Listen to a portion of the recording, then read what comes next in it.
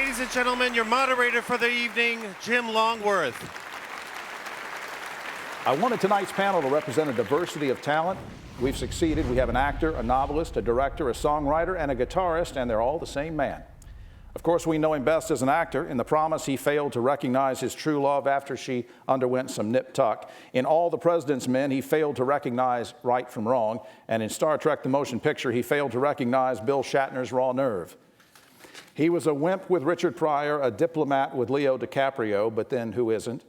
And a restaurateur in Tattingers. But to millions of Americans, he'll always be Seventh Heaven's Reverend Eric Camden, a native of Iowa, where, according to Miss California, he's allowed to marry opposite people.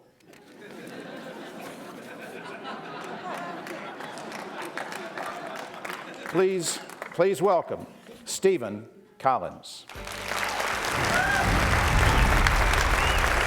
Everybody, all the way to the end.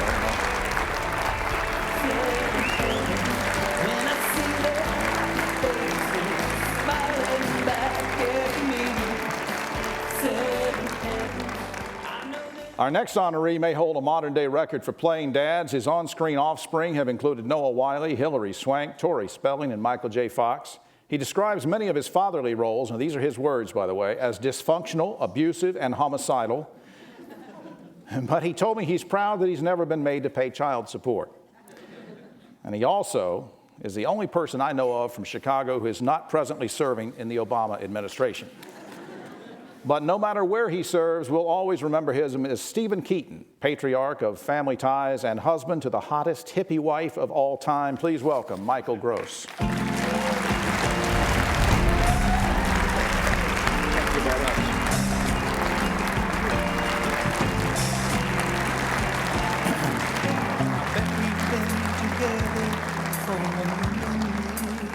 Our next honoree is a study in versatility.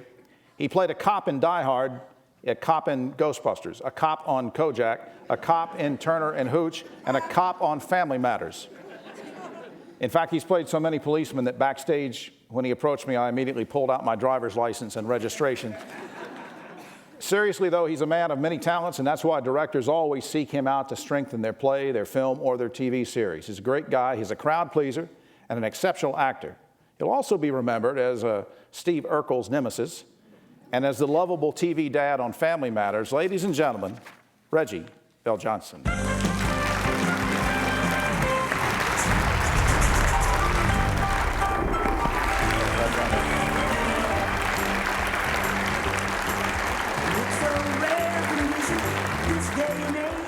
Our next panelist has appeared in films like Pretty in Pink, Superman 4, and Holy Man. That's his nickname. And on television, he was involved with an animated superhero in Stripperella. He was a super agent in the famous Teddy Z and underwent therapy in The Trouble with Normal. Speaking of therapy, in no small affair, he was obsessed with Demi Moore. In Morgan Stewart's Coming Home, he was obsessed with horror films. And after teaming with Charlie Sheen on 2.5 Men, he has become obsessed in general. But we love him for trying to raise a half man while leaving his mark on television. And TV has played a big part in his life, too, because he became engaged to his lovely wife, Lisa, on The Tonight Show. So, ladies and gentlemen, here's Johnny Cryer.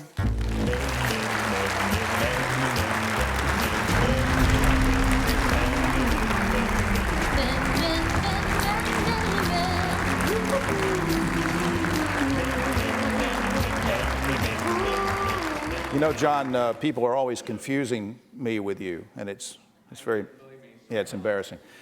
Though relatively young, it seems like our next TV dad has been in showbiz forever, and he just about has. His first job in film came at age 18 as a set dresser for Roger Corman. He played in a rock band. He's written and directed and produced film shorts. As an actor, his credits are impressive. At the same time, I must tell you, they are pitiful. In Tombstone, he failed to serve out his term as sheriff. In Apollo 13, he failed to reach the moon. In Titanic, he failed to recover a prized jewel. And in one season of Big Love, he failed to perform in bed with 2 of his 3 wives. Yes, this man is an all-round failure, but tonight he is under no pressure to perform. We're just glad he's here. Welcome, Bill Paxton. Thanks, Jim. What an introduction.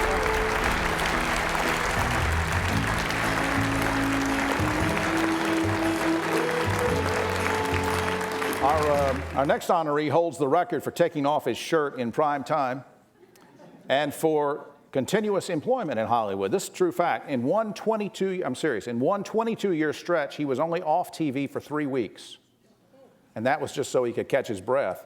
Speaking of which, his big break came from breathing underwater in The Man from Atlantis. He sings, plays the piano, writes novels, and has directed scores of TV episodes, but we know him best for his acting. On Dallas, he was a TV dad who died only to awaken in Victoria Principal's shower. It was the maid's day off. He then became a TV dad for the second time on Step by Step with the lovely Suzanne Summers. And he also appears in a daytime drama, which I think might have been named for him. Please welcome the bold and the beautiful Patrick Duffy.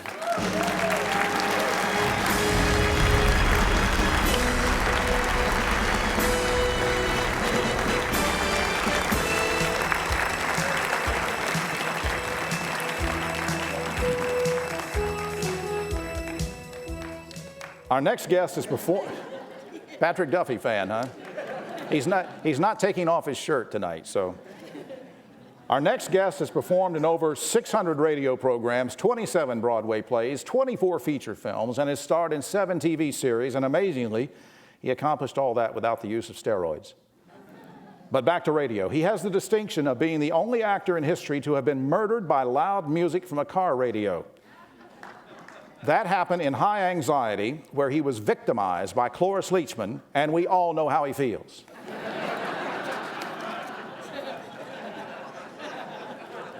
Yet, despite his impressive body of work, he is best known for his role on 8 is Enough, which you may recall was a show about the Octomom.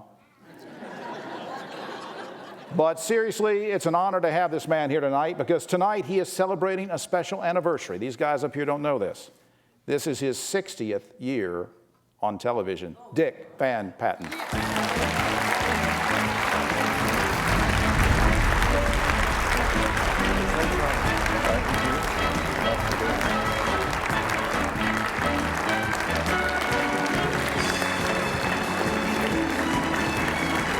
Our next honoree met his beautiful wife while she was working on a TV show. He was the villain and she was his hostage.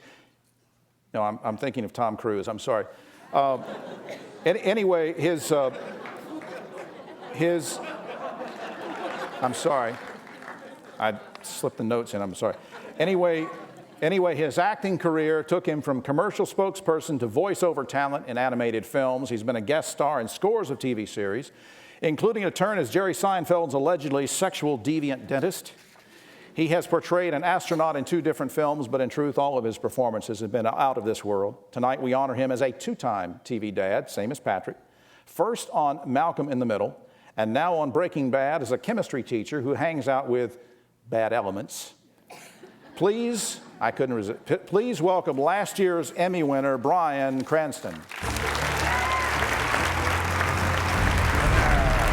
I got your microphone right.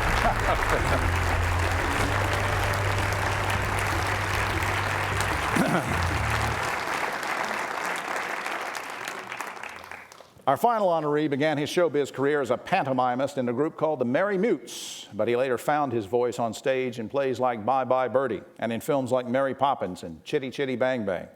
Over the years, he has fallen head over heels for Julie Andrews, head over heels for Mary Tyler Moore, and head over heels for more Ottomans than Sultan Suleiman. It's a Turkish joke. He's the winner of a Tony, a Grammy, and 4 Emmys, and at age 84 shows no sign of slowing down. But for tonight, we honor him as a TV dad in hit shows like Diagnosis Murder and Michelle Obama's personal favorite, she said this, The Dick Van Dyke Show. Ladies and gentlemen, Dick Van Dyke.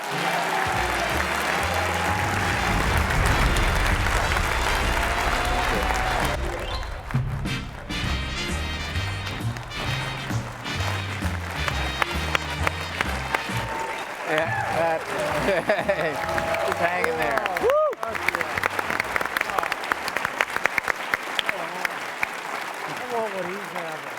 Well, that's our program, and I want to thank everybody for coming.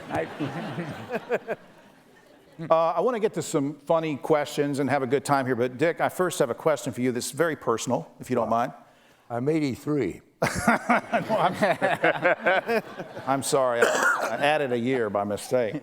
No, this is a very serious question, and a lot of us here have gotten together and wanted me to ask this, so I hope you won't be offended. But in the Dick Van Dyke Show, Rob and Laura slept in separate beds. Did the characters ever fool around? We want to know that once and for all. Oh, of course. I mean, I thought that was implied, wasn't it? Well, I had a kid. I meant after the kid. Of course. Okay, well, I just want to, because I know that Dick Van Patten and Stephen Collins, the two of you on screen, had what, 15 or 16 kids together, so there had to be some recreation. Thank you. Hey, Dick They're Van in a Patten different had time children zone with, down there, so they have to wait for the question to get. can you, Stephen, can you and Michael hear us from down here? I think so, yeah. Okay. Yeah. Fine. Well, that was better, though, whatever they just did. Is great. Yeah. He said it was better. I think you turned the speaker up so he could hear. Let's The get Doppler effect.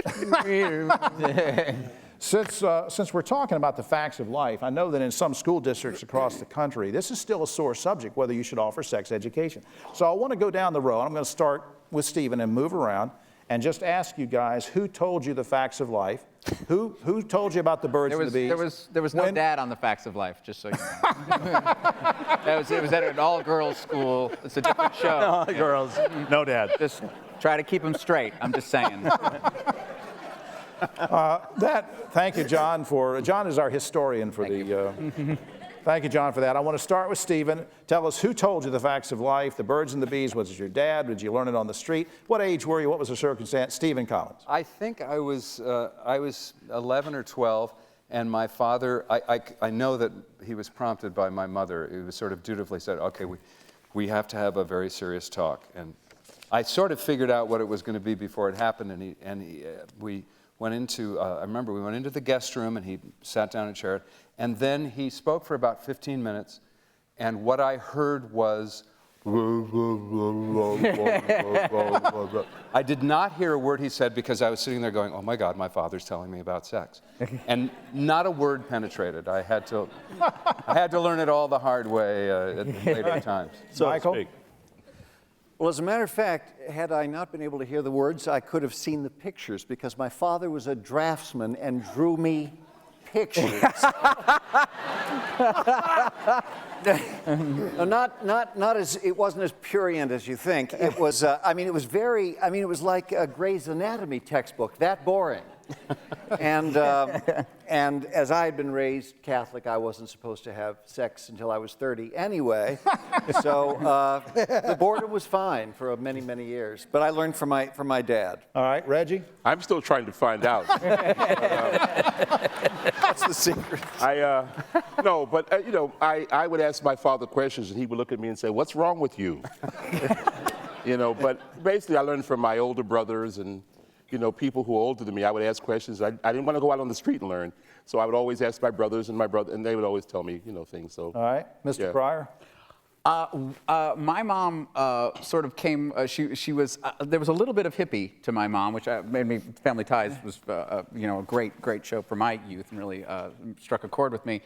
So she was looking to explain it at the drop of a hat, basically. Any excuse. I think I was 6. And I said, oh, there's a baby. And she said, okay, where babies come from is when a man and a woman love each other very much, So she launched into it several times before I had any understanding of what was being spoken about.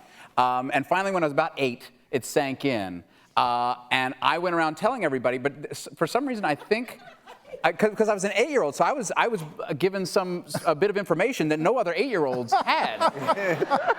So I was very important in the neighborhood for a short period of time, and I enjoyed that. But I misunderstood to this day. Well, not to this day. I mean, obviously, I got it eventually. But other kids who knew me at the time said, yes, you told everybody that the man puts his finger in the lady's belly button. So obviously, I was a little unclear on the concept. That was a little too graphic. Sorry. Well, I'm going to even go there a little further then. Oh, no. My dad liked to describe things very graphically. I remember when I was about 16 years old, and I wanted to talk to my dad. I'd heard this term premature ejaculation, and I thought I was the only guy on earth that had this problem. So on a Saturday morning, my dad was going downtown to pick up some mail at his office, and I said, "Can I go with you, Pop?" He goes, "Yeah, sure." And it took me a long time. Now I could talk to my dad about anything, but I finally said, "Dad, I think I've got this problem." He goes, "Well, what's the problem, son?" I go, "I think I'm a premature ejaculation." And he looked at me and he goes, "Oh, son, you don't have to worry about that." He goes, "Oh, hell, I used to go off on the nest all the time." That was the expression. But I have to say, okay. Wow. But to be able to talk to your father and to have him tell you something, you have no idea how relieved I was. And you know what? To this day. In many ways, yeah. In many ways, and I was Patrick.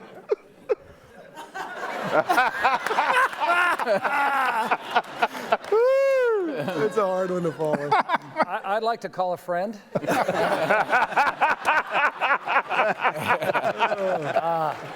Wow. Yeah. Well, actually, my youngest son sat me down. He wanted no one else in the will, and that was, he said, I don't remember, actually. You don't remember? It was one of those things where it wasn't important to me, until I was 3 or 4, and by then I knew everything. Dick Van Patten, let's hear from you. I was 14 years old, and my father told me, and I was thinking, oh boy, I hope he's right.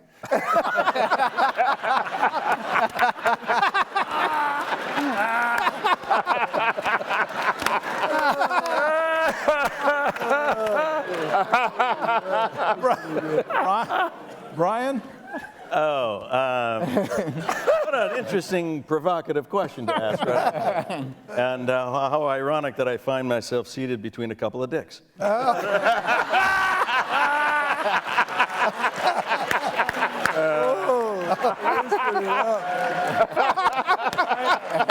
Oh, that's great.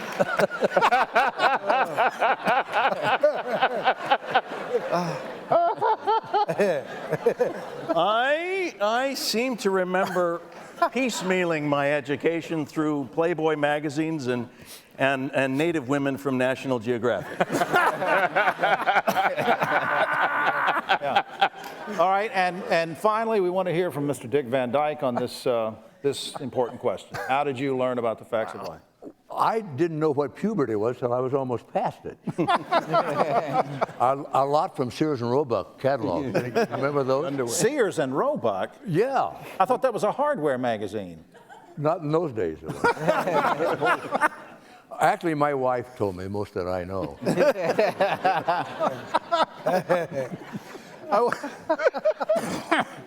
All right, on kind of a serious note, but stay similar theme here. Let's start back around the horn with Stephen. And I want you to tell us something about your dad. It can be serious or funny or whatever you think of, but something about your dad that you want to share with us. What was he like? Nobody get off on a rant here. Did he influence you in certain ways in your career? Well, he certainly didn't much about the facts of life. Yeah, my dad was, he didn't try to teach me much of anything. He's from that very laissez-faire generation where he just figured we'd figure it all out ourselves. But he was a great example to me socially. He often held opinions that were not popular at the dinner table or in the party, and he didn't back off of them. He didn't state them aggressively, but he didn't apologize for his opinions, even when they weren't what was in the room, what would have really been the coin of the realm in that room or at that party. And he knew how to disagree in a way that was provocative and gentlemanly. And I really admired that about him. And he stood up for what he believed in, but in a very quiet way. Okay. Michael? Someone had actually asked me this earlier this evening, and And I think the answer was, if I've learned anything from him, it was commitment in a certain way. That is, he was an only child, a nice, quiet Methodist boy who married into a group of insane Irish Catholic sisters, my mother being one of them, and he didn't know what he was in for. And they were all quite a handful, and when you got one, you got the whole bunch. And my dad, over the years, committed himself not only to my mother, but to her crazy sisters and to my mother's mother when her health failed and she had to give up her home and she came to live in our two-bedroom house in a working-class area of Chicago. And I really think he was in it for the long haul and it was difficult, but I didn't hear a lot of complaint. There was a lot of drinking, but no. and he was a teetotaler as well because he had come from a line of people who were not. And so I don't know how he took it all. I think, but it was commitment. He stayed through some pretty rough times in a very committed way. All right, Reggie? Well, my father was a Navy man, and he didn't have much tolerance for bull stuff, you know, and he taught me, he wasn't a patient man, so he taught me patience from being not patient because he didn't understand the arts and things like that. I want to be an actor. He didn't understand any of that. You know, he wanted to, you know, he felt that somebody should have a job and, you know, be serious about that. And I always felt that I would prove him wrong by saying, you know, you can do that. You can, you know, who you want to be and whatnot. So, and I did. And before he passed away, he came to me and he said, "You made something of yourself, and I'm so proud of you." And that meant a lot to me, you know. So that's how it was. All right, John? 'Cause your dad was an actor, right? My dad is an actor, and my parents were divorced when I was 4. So, and my dad moved away to California to sort of take his career to the next stage, you know. And so I didn't see him for a very long period of time in my youth, but I remembered he had these leather zip-up Beatle boots. That I just loved, and I missed. You know, it was just this, you know, part of him that was so indelibly etched, you know, into me. And then when he finally moved back to New York to do a play, I visited him backstage, and I saw. And after he was putting on his shoes, and he wasn't putting on the Beatle boots. You know, of course it was 15 years later or whatever, and you know it had been so long, and I realized, wow, I've got to get to know my dad. You know, I didn't really get to know him. Right. And what's been great as an actor is to earn his respect. You know, just straight up as an actor, and get to know the guy, who's a lovely, lovely man. You know, and I wish, you know, I'd gotten to be around him more as a kid. So. Billy, tell us about your dad. Well, I just told you a little bit. Yeah, not that Colorful guy. I think that's enough. Yeah. Let's go on. I have a few of them. All right. My dad was from Kansas City, Missouri. He was devoted to his dad. He started, my grandfather started a hardwood lumber business. It was a wholesaler of hardwoods in the Midwest, and my dad went to work for his dad when he was 16, and I never knew my grandfather. He died before I was born, but I know my dad was very devoted to him, and my dad is the person I measure everyone by. And I'm one of the luckiest guys I know because my dad will be 89 years old next month, and he's still my closest confidant. He's the person that gave me, you know, I mean, when I told him I wanted to come out here and pursue a career, he was a little worried about that, but he was always supportive. But the thing I remember most about him, and I'm kind of, from hearing these other guys talk about their dads, was my dad is a great student of human nature. He was a lumber salesman, and he would come back from the road. He was always gone for 2 or 3 days. He'd always have great stories and great expressions, like the one I used earlier. And, but his thing was what he taught me was that, you know, take time to talk to somebody. He's a natural interviewer. And, you know, you're on a plane or you're on a bus, or you know, we all end up in disparate groups in life. But, you know, he'd always strike up a conversation and like, well, where are you from? Oh, yeah, I've been down that way. And he always got something from that exchange, and it was a nice thing. So I think my dad he was a great socialist in terms of being a social man who had a great humanity, and he still does. He still, if you meet my dad, he's putting you on stage. He's asking you where you're from. Right. Yeah. Great guy. I'm sorry he's not here tonight. Patrick, let's talk about your dad.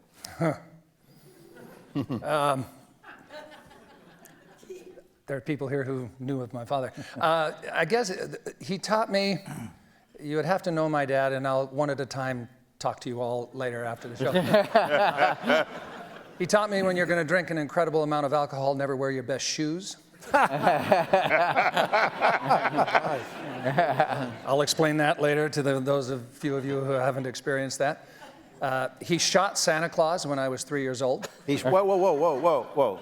He shot Santa Claus. Yeah, that was when he was not wearing his best shoes. When I was 3 years old on Christmas Eve, he got a wild notion and grabbed his shotgun. We lived in Montana, and went out on the porch and blasted away and came back in and said, "There, the bastard's dead."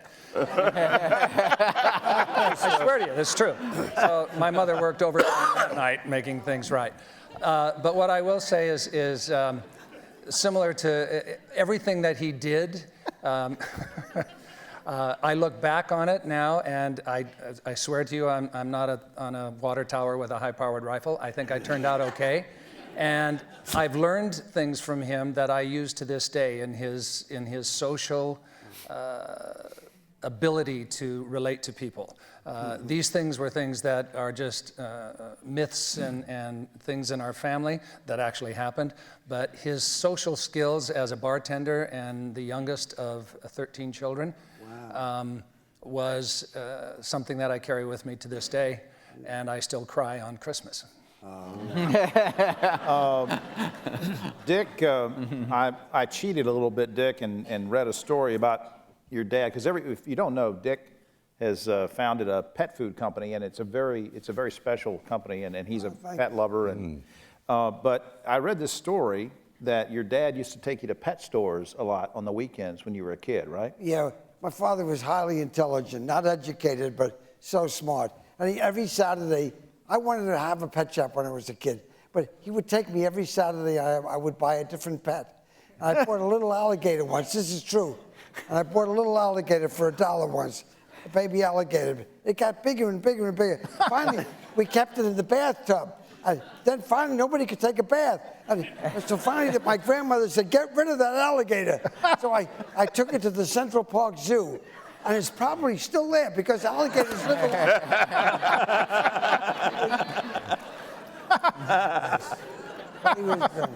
along. Brian, tell us about your dad. Oh, gosh. Yeah. You know,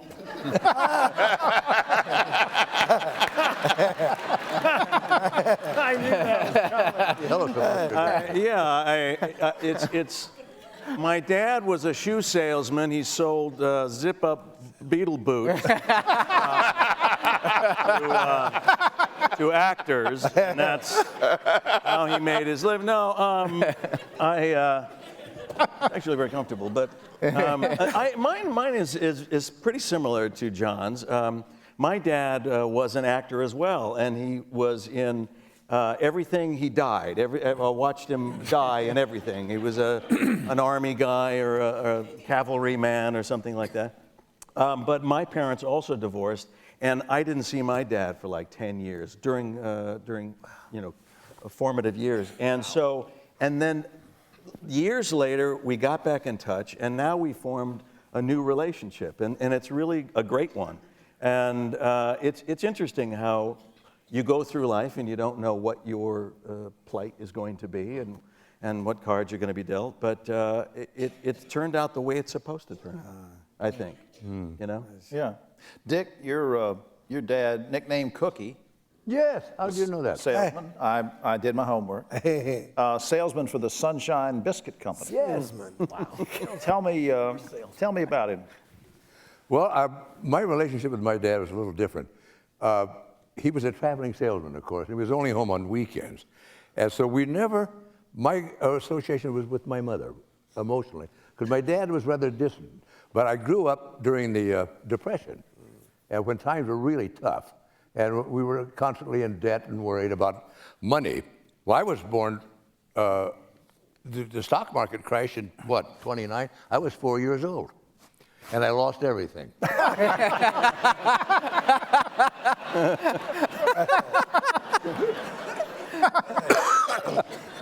But as a matter of fact, if my parents were alive, I'd move back in with them. Things have gotten so bad.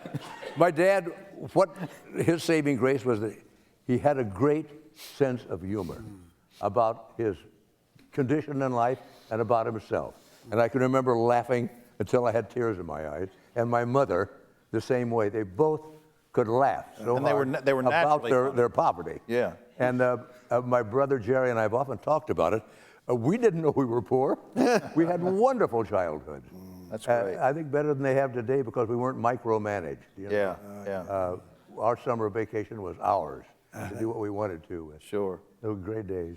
Well, just for the sake of Jeremy and the camera guys and everything, since we're right here on shot of, I presume, a shot of Dick, let me start this next question with you. And it's gonna, we're going to ask everybody the same. No, it's, I want to know what your first, what your first brush with showbiz was. Now, I'm not saying it had to be your first paying job. Your first touch, your first feel of showbiz, your first acting role, because again, I cheated with you and read that I think you were 4 years old and you played the baby Jesus. That's right. And I got laughs. That's hard. What did he say? He got laughs. But here's the thing I don't understand. How can a 4-year-old wasp play a 1-week-old Jew? I didn't look the same at 4 years old. Oh, all right.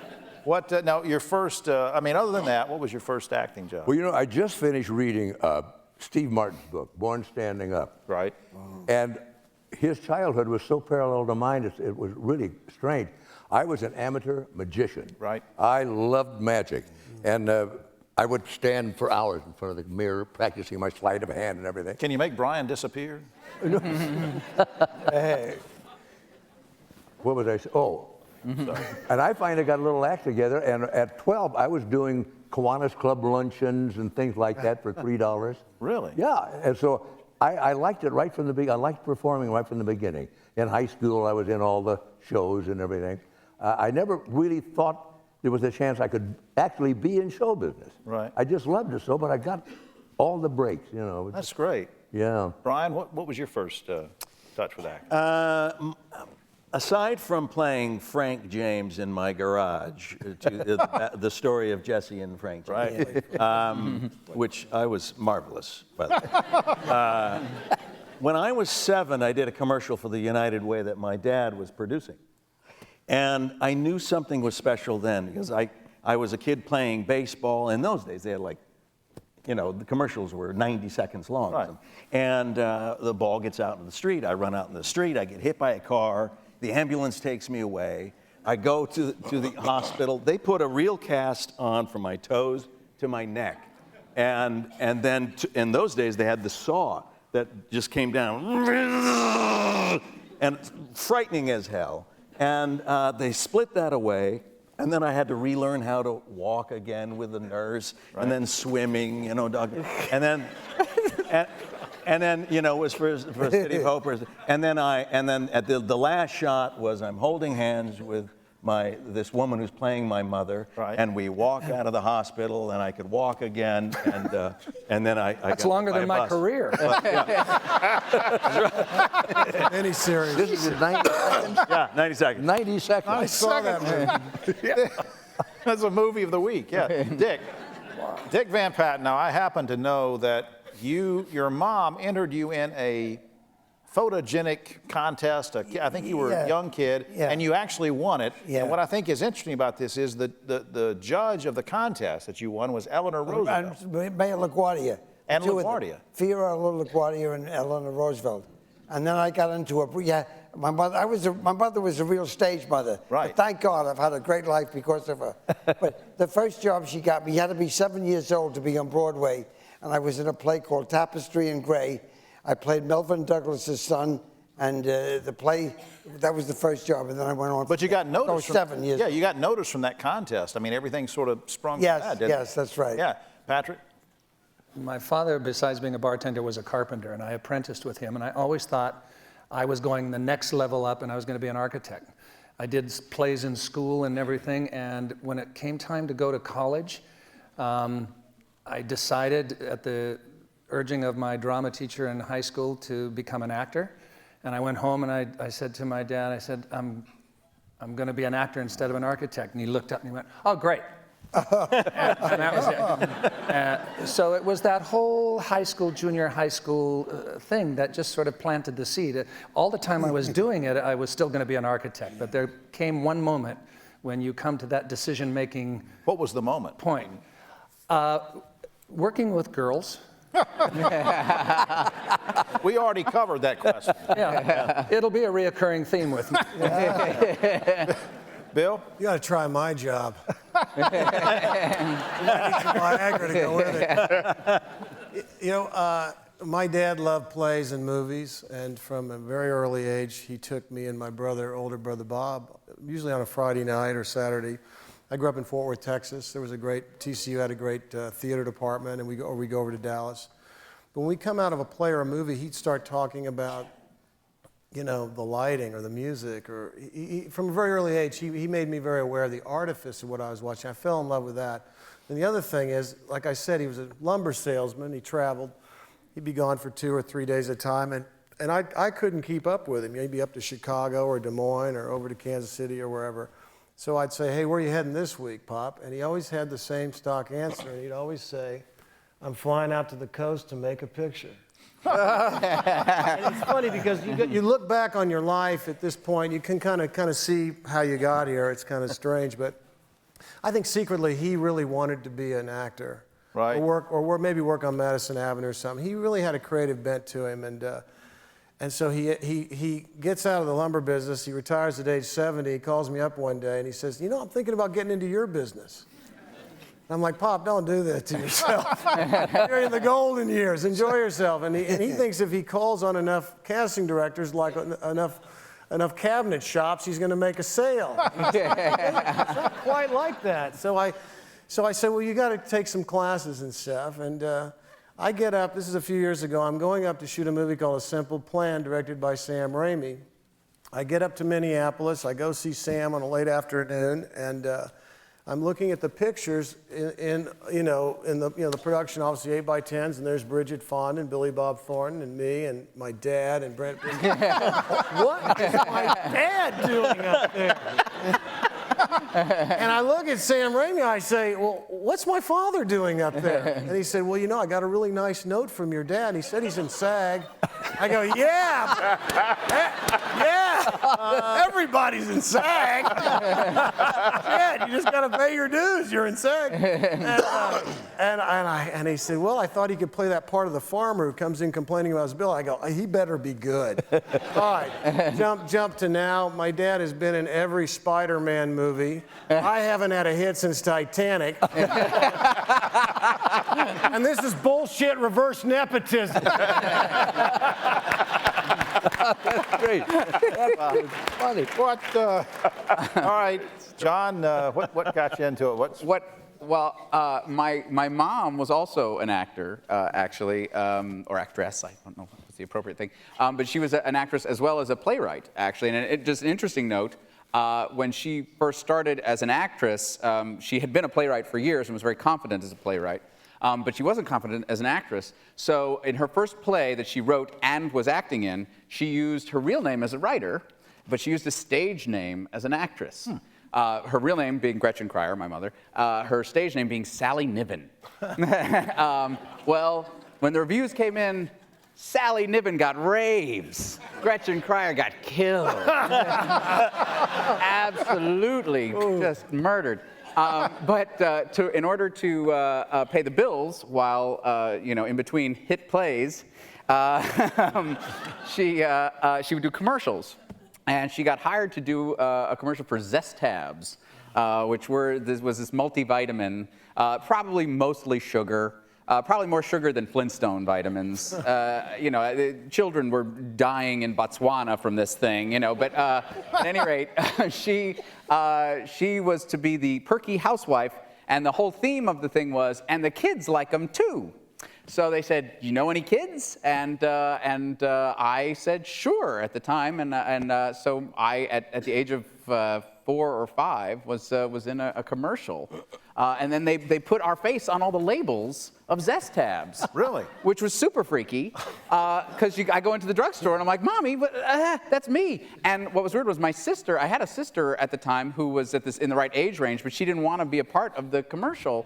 So they put some other girl in there, and years later, I sat in a play, and she sat next to me, and I was like, "You're my sister from the JLtvdads," and she thought I was insane. Thank you. You really had it in your blood, your dad, your mom, and your stepmom's a dancer, right, John? I'm sorry? Your stepmom's a dancer, too. Your mom and your dad in my show business? stepmother's a dancer, yes. Yeah. And my dad actually is still on Broadway. He's been doing Phantom of the Opera for 17 years. Wow. Man. Which, I have a lot of admiration for actors, but that's just an amazing achievement in my mind. He does that show 8 shows a week, and he still loves it. He loves the show, he loves the business, and the incredible joy he takes in it every show. Every time I feel a little down, I just go, you know what? There's a guy who's doing it 8 shows a week and loving every minute, so I'm lucky. Reggie, how did the acting bug bite you? Well, you have to understand something, you see. Aside from my Navy man father who had no patience,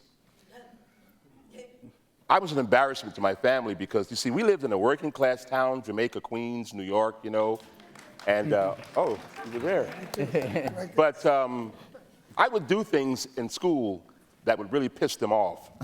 Like what? And, well, I would get on top of the desk and tap dance and do things, and I would get sent home from school, and so they said, "Do something about this boy, please." So they decided to send me to a psychiatrist. And it's true, no. So they sent me to a psychiatrist. I had these sessions, and the psychiatrist said, "Well, there's really nothing really wrong with him, but here's a suggestion. My wife has this acting school for kids. It's called the Jamaica Queens Dramatic Arts Academy." And so I went there. And my first play was as a pirate in Peter Pan. Okay. And I was a hit. And the rest is history. There you go.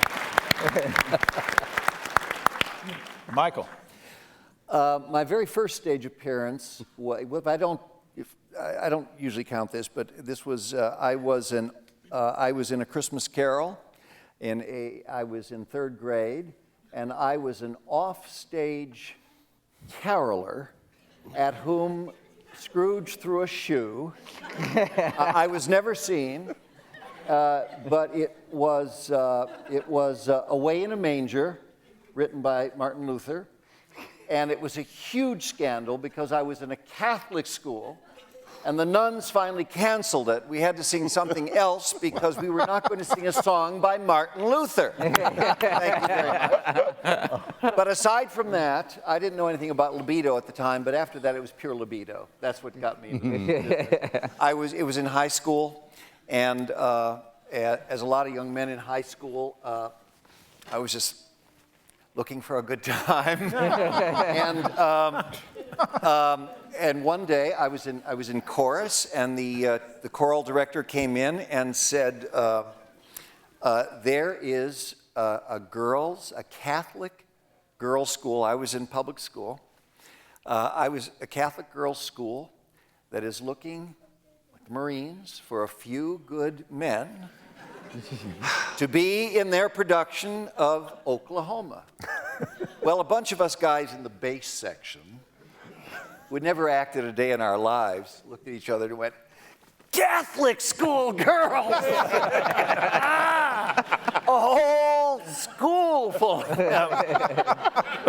Frustrated, and so I went over that afternoon, got a role in Oklahoma, And I must say, to this day, I didn't get to first base with any of them, but I had a great time, and I am, to this day, still friends with, I played Will Parker, and still friends with Edu Annie, the young lady. There you go. There you go. Good story. Stephen? Well, I was an appallingly shy kid, and I lived in a suburb of New York. My parents went to the theater all the time. They would see a show, a musical, and they would come back and they'd buy the cast album and play it. And I would occasionally get to go. I saw Mr. Van Dyke in Bye Bye Birdie in 1960. Nice. I told him backstage, I'll never forget it. And I wanted to be that guy, but I couldn't, the space between me and that was like infinity. I couldn't imagine how to bridge that gap. And I was so shy that when you could start auditioning for plays in high school, I couldn't imagine going to an audition. What was that going to be? How would that work? Probably, and I just couldn't do it. So I didn't. And I sat out the plays, and I would go to the plays and watch them and think, oh, God, I should be up there. And it was really playing in a rock and roll band in high school. When the Beatles came out, it's hard to imagine now, but at the moment the Beatles came out, nobody in high school played in a rock and roll band. If you had a party at a high school dance, it was a bunch of greasers from Yonkers in purple tuxedos. They were all 35. And nobody in high school knew how to play the guitar or was in a band, but we started like the first band in my school. And it got me up on a stage. I didn't front the band. When I went off to college, I think I needed that jump to college where you have no history, you can reinvent yourself. And then I started fronting the band because they didn't know me as a shy kid. And I started to pretend that I wasn't a shy kid. And I fronted a rock and roll band. It's a great way to do it. And I got cast in a play, and I did this play in college, and from that moment, it was Murder in the Cathedral by T.S. Eliot. And from that moment, I thought, this is what I'm going to do. I'm just going to do this. And I was very lucky. Joseph Papp, the great producer in New York, saw me in the last play I did in college, and he offered me a tiny part in Twelfth Night. 40 years ago this summer, and I was hoping Ralph Waite was supposed to be here tonight, who played the father on the Waltons, and he couldn't come because he got a job. What does that say about us? We're here because we're unemployed. Hey, I know Brian's work. Out of work. And I was in that play with Ralph, but it took until last summer when I was offered the chance to come in and go in the role of King Arthur in Spamalot, to get to Broadway and star in a musical. I was 60 years old. That's how long it took from, the kid who listened to cast albums when nobody was home. Long term. And Stephen is a very accomplished musician, as many of you know. He has numerous CDs. He's a novelist, and I listened to one of your CDs the other night. It's great. Thanks. Great. This next thing is not so much a question, but I have a couple of, this is kind of serious. I really want people to know, I want you guys, several of you, not all of you, but several of you, I want you to confess something that I've learned about you, and I want you to own up to it. And I want to start with Brian, because I happen to know. Sir, you're going to miss something really good.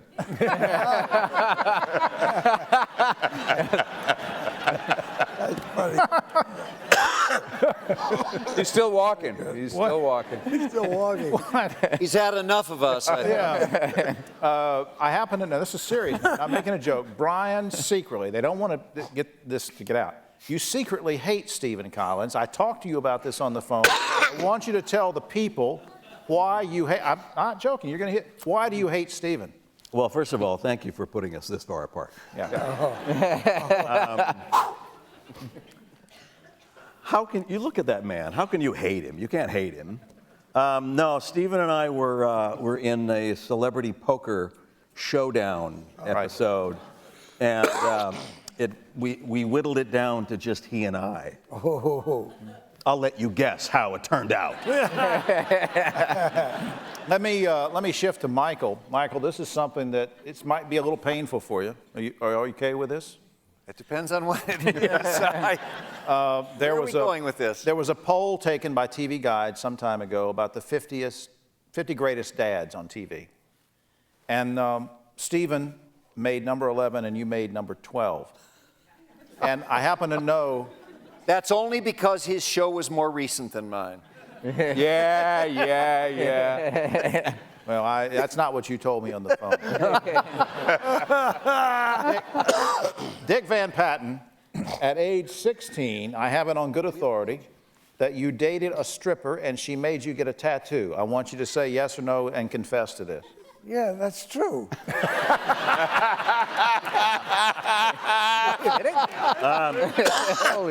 Can we see it, Dick? Yeah. See it? I got a follow-up question. He wasn't wearing his best shoes that Where night. that tattoo might be placed. No, it's up on my arm. It's a horseshoe. It's a horseshoe. She made me get it. It was stupid. She said, I bet you're not brave enough to get your church, she said. I said, no, I'm brave enough. I was trying to impress her. And so they start. In those days, they didn't use the electric needle. They used a real needle. And I can't stand blood, and the blood's streaming down my arm. And she said, does it hurt you? I said, no, no, no. I said, oh, what a dopey thing to do when I think about it. Oh, and then I thought, you know, I'd make out or something. Nothing. Nothing. I thought you were going to say we've been married 6 years. John? Yeah? John. Yes? I know we're so far away here. This is also true. Somebody told me, a friend of yours told me, that you had actually wanted the role of the sidekick in the Die Hard movies and had resented Reggie for many years. I'd like to know if you've let go of that yet, or... No, I'm a seething mass of rage right now, and it's Tough cookies, buddy. yes, yes, it's been very tough. I also wanted to be on Family Matters for many years as the black patriarch. Yeah. And I'll never forgive you. I understand. Dick Van Dyke. This is Mr. Van Dyke here. I read an article that came out many, many years ago that said, on your first day of shooting the Dick Van Dyke Show, you sweated through 6 dress shirts because you were uptight about the first day. Wreck. Oh, yeah. But not only that, I had 5 fever blisters. Ooh. I was doing Bye Bye Birdie on Broadway. Right. And they gave me a week off to come out and shoot the pilot. And I was so nervous. I mean, it meant so much to me. I had to kiss Mary, and she just go. Yeah. Did you ever, I guess as Brian says, the follow-up question would be, when you start any new project, do you still get some butterflies, or you just, that doesn't bother you? No, these days I just have a wonderful time. All the heart in the mouth things stopped years ago because I did a lot of stuff that I had never done before. I auditioned for Bye Bye Birdie for Gower Champion. I didn't sing and dance, and I just got up and did Once in Love with Amy and a little soft shoe, and they gave me the job. And I thought, oh great, now I got to learn to sing and dance. I'm not going to make everybody answer if you don't want to, but that brings me to this sort of a logical follow-up, which is, do any of you guys, all consummate professionals, do you still get butterflies when you start a new shoot, a new film, a new TV show, a new stage play, the first day, or not? Now, I won't, I'm not going to force everybody to say something you don't want to, but somebody jump in. I do. Yeah, I do. I do. Yeah. All right, so Patrick, you're saying yes. I always do. I always, somewhere in my mind, I always think, is this the one they're going to find out? Is this the one they're going to look and go, oh, he can't do that? Yes. It's always in there somewhere, and you get a little flop sweat and a little palpitation. Yeah, Reggie? Well, I don't mean to be rude or crude, but I actually get diarrhea. I could have gone all night without I do. Better than going off on the desk. I'm telling you. Boy, the imagery that we're getting tonight. No, but it's true. You can't help but get nervous. You have to, because you always wonder, is this going to be my last job, Seriously. Yeah. And I think it helps a little too. With certain characters, if you've got to be the coolest guy in the room, it's probably not a help. But if you're playing, Alan on 2.5 Men, it works. Yeah. Billy, you were shaking your head yes when Patrick was saying. Yeah, I think that's a natural thing, so we're going to get caught, and somebody's going to come say, "Oh my God, there's been a mistake." Exactly.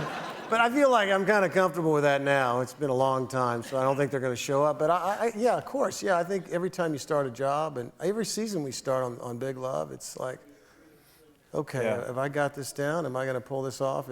Dick Van Patten, you were also shaking your head yes. That You were afraid you might make a mistake, and ruin the whole play. So I get nervous, yeah.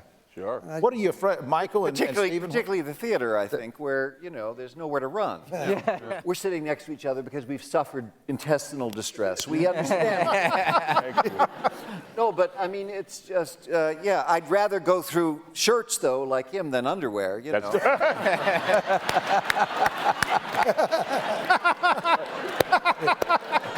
Yeah. 5 pairs of shorts in one production. In the, in the theater, though, you have a few weeks rehearsal before you're going to get in front of an audience. On a film or television show, the crew is there. Right. And what I've noticed over the years is that I think I'm unconsciously trying to get, when it's working, everyone on the crew starts to pay attention in a very specific way. When they get that something's clicking around them, they think, oh, this actually might work. Because they don't know. The first day of a job, or the first day of a television series, the crew doesn't know if they're on something that's going to last 2 weeks or 10 years. But they're hoping that it will work. And if something starts to work that you're doing, they pay attention. And then the nerves go away. But I knew that I'd stopped smoking for good when I didn't smoke on the first day of a shoot. Because I could stop smoking for 2 years. And first day of rehearsals or the first day of a shoot, lighting right up. Brian, did Crack or just cigarette? My daughter's here, please. Steven said something sort of important, talking about playing to the crew, and I don't know about the rest of the people here, but anybody who's had a series for any length of time or, a regular job, which is unusual in our business, is the crew becomes such an important part of the family. Mm-hmm. And I know that after our 7 years on Family Ties, one of the most difficult things was walking away, not only from the cast members, but the crew that had become a marvelous extended family, that cuts you no slack in terms of letting you get away with things, that were, always on your side and a great deal of fun. And, the camera jockeys and the sound people and just, the fun. Right. That was Must family. be nice to be on a network show. They don't pay our guys enough to come back. We're always getting to know new people. It's really weird. Doing an intimate scene, you're like, who's that guy? Brian, since we haven't heard from you yet on this question about, do you get butterflies? I've had all 3 of those symptoms. Diarrhea, throwing up on new shoes, and premature ejaculation.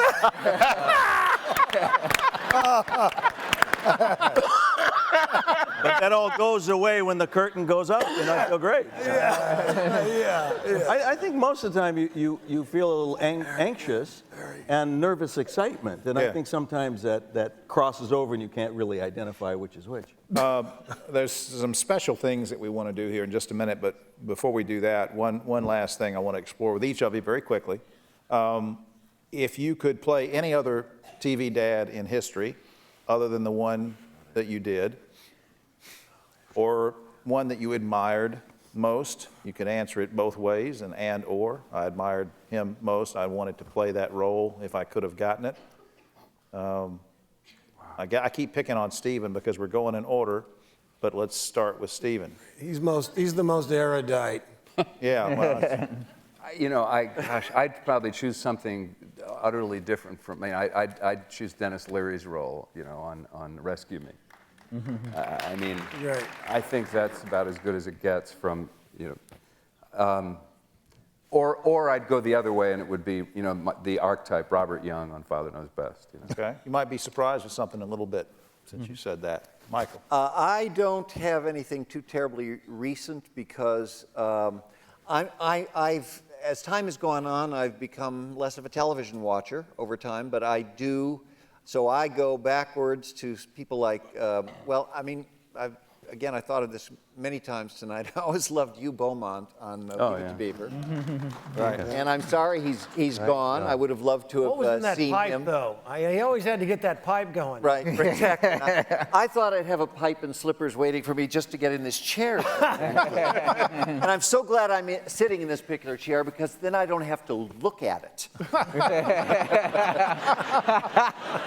Color is unbelievable. At any rate, I always loved Leave It to Beaver because the kids were really allowed to be kids, I love all their friends, Wally's friends Lumpy, and of course Eddie Haskell, and Beaver's pals, and they were real kids, and I grew up on that, and that was all one of my favorite things. Right. I'm sorry, Hugh Beaumont isn't here for me to tell. All right, Reggie. I've met Tony Dow. That was a big deal.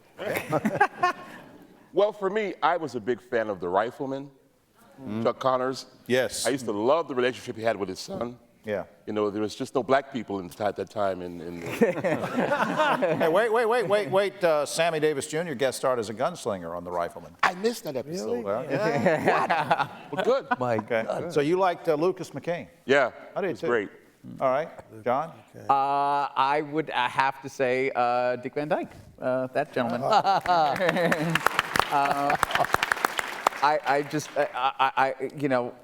That speech that they showed actually in the thing of Where Do Babies Come From, I was lucky enough to have a moment like that on my show where Angus asks me what a booty call is, and I have this extensive monologue about, in the Old West,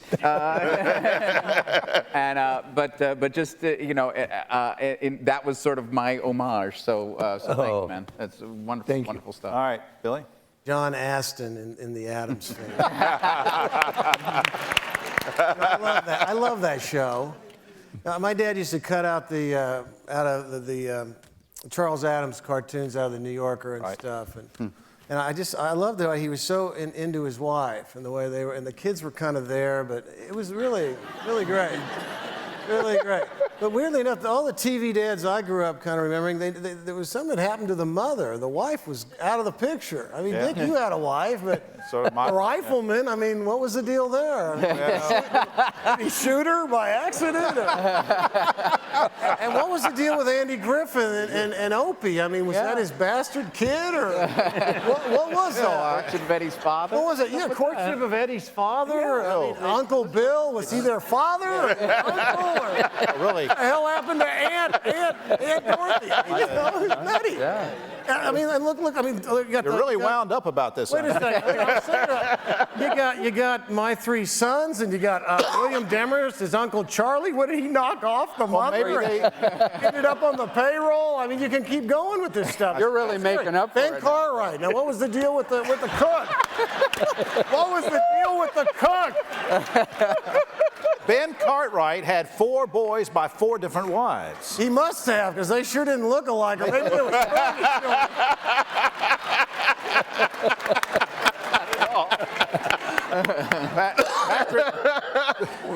Patrick Duffy. I always thought Fess Parker's wife on Daniel Boone was the hottest woman in a long And she also skirt played in The Rifleman. I have ever seen in my life. Who was it? Patricia Blair. Yeah, That's Patricia right. Blair. Yeah. She was so beautiful. So, for all the other reasons, all the other dads that are talking about were cool, but I just thought Fess Parker hit pay dirt. There you go. Dick Van Patten. Well, I think I would have had the most fun playing Carol O'Connor on All in the Family. Now, I want to say one thing though, and I think Carol O'Connor was wonderful. But now maybe you won't agree with me. I think he was stealing a lot of stuff from Jackie Gleason. Think about it. Remember the Gleason show? You're too young. But I think that Carol O'Connor stole a little from Jackie Gleason, but he did it to perfection. All right. Well, they wanted Gleason to begin with. Oh, they did? Yeah. Oh, I didn't even know that. Yeah, Carol told me, yeah. They also wanted you to play the son-in-law, Dick, the son-in-law on the Danny Thomas show, and they were afraid. They did? Yeah. I had lunch with Pat Harrington the other day, and apparently you were the first pick, and they thought you might be too strong and might upstage Danny Thomas. So I had the nose for it. well, on the quest, I digress. I'm sorry, Brian. You're if you could be any other TV dad. Speaking of stealing, when I was starting to work on Malcolm in the Middle, I really didn't know where that character was going to go, but I did know one thing. All I had to do was look at my hero, Dick Van Dyke, to just, I adore you, you know that, and he has always been my idol, and every stitch of comedy that I've ever been able to obtain has come this way, so thank you. Yeah, baby. Thank you. Yeah, baby. Hell yeah. I owe you a lot of commission money, by the way. And Dick Van Dyke. I've been his best PR guy. Well, I know you have. This will be a tough question. He was on Diagnosis Murder. I know. On a 2-part, played a homeless guy. One of the best performances, and I've been a fan ever since. Yeah. The guy does comedy, he can do anything. A lot of people have been on your shows. Oh, yeah. Raise your hand if anybody's worked with Dick. Almost. How do you like that? There you go. What was I going to say? Oh, I think the best TV father was Bill Cosby. Because that show, he did shows about the connection between the father and his sons and the problems the kid had. I thought it was so empathetic about family life. I just loved it. And of course, Bill was just great. But that's my favorite father. That's great. I want to get to some special guests, some surprises for you and the audience. Let me move over to the podium for just a minute. Is Maury Amsterdam coming out here? Maury Amsterdam coming out here. Oh, Lord. Yeah, that's right, Dick. Oh, God. According to, gentlemen, according to historians, the first Father's Day card was sculpted in clay some 4,000 years ago by a Babylonian youth. 4,000 years later, a young Patrick Duffy was making a living by driving a flower delivery truck. So tying those two momentous occasions together tonight, we're going to present each of you with flowers and a gift bag, compliments of the Academy. There'll be some nice treats in there. Also a very fancy tie that looks just like on the logo of the Father's Day, not mine, it's better than mine. But to even, to make it more special, instead of me just handing you the stuff, that would not be special. So I've asked a few people to help us with this. Now, I don't know if these people are here, honest to goodness. Some of these people, I do not know if they're here, so they may not show up, and I may have to give you the flowers. So we'll just take a stab at this and see. I think, let's see, since leaving Seventh Heaven, our first presenter has been active in fundraising for cystic fibrosis and many other charities. She still finds time for acting and became known as playing Ruthie on the youngest, she's the youngest of the Camden clan. I think Mackenzie Rossman is here, is she? Where is Mackenzie? Come up here. Come on up here. Hey. She's right there. Pardon? It's tough to make an intro. I hope so. Right behind there. If she comes by me, I'll take that. Yeah, let's hear it for her. Wow.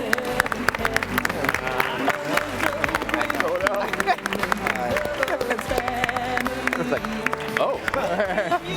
My goodness. All right. And Mackenzie was 6 when we started Seventh Heaven. Wow. Yeah, makes I it rest my case. Yeah, just wait behind. Yeah, stand behind the chair. It'll be fine. No, Mackenzie, stay right there. Stand right behind the chair. We're going to ask you to say something in just a second. Michael Gross. Michael Gross. Okay. I had thought that Tina Yothers was going to be here. She called me just before we went on stage to say she had the flu and could not be here. I racked my brain to try to come up with somebody maybe who, could bring you the flowers on stage. This woman came to me earlier and said that she had worked with you at one time. I don't know if that's true. Does she have a tattoo? That's right. It's the girl that gave Dick Van Patten the tattoo. Ladies and gentlemen, Meredith Baxter. Whoa.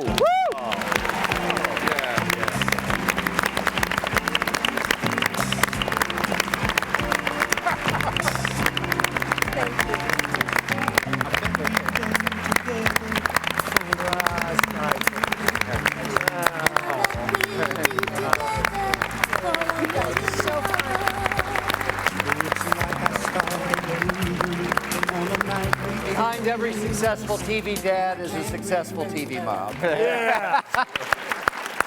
Or 3. Like his TV dad, this next young man is multi-talented. He's a songwriter and music producer, but has appeared on screen with the likes of Robert De Niro and Whoopi Goldberg. Tonight, he's here to help us honor his Family Matters TV dad, Reginald L. Johnson. And we are speaking, of course, of Darius McCrary.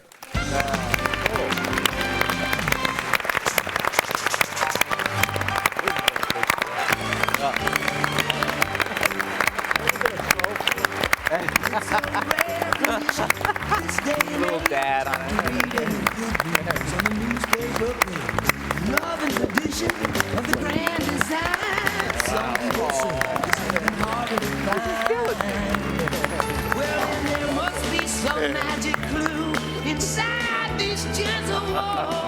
John Cryer, Angus Jones wanted to be here. He's in Texas. Angus is down in Texas, and he had a little message for you. Hi, I'm Angus T. Jones from 2.5 Men. I used to be the half man, but we've been on the air for 6 years now, and while I've grown and Charlie and John have been kind of shrinking, this still adds up to 2.5. Anyways, I'm sorry I couldn't be there in person with you tonight, but I wanted to say a few things about my favorite TV dad. He's compassionate and smart and funny and hardworking and a great role model. Thanks, John. You're the best, and there's no other guy I'd rather have as my TV dad. So, happy Father's Day to you and all the other great TV dads. We also wanted to try to find somebody other than me just to come over and bring you the flowers. And I think we found an inspiration for you. Rue McClanahan is Rue McClanahan is here. She is. She is. Rue McClanahan is here. Ladies and gentlemen, welcome John's stepmom, Britt Cryer. Oh! Oh my God!